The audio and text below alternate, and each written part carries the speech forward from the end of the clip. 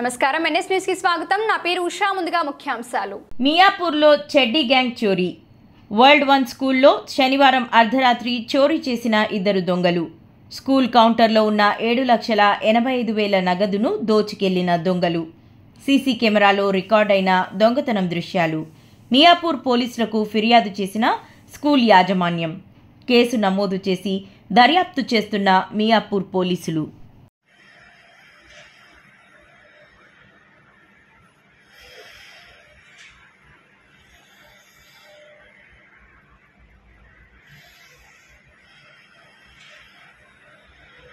తలపెట్టిన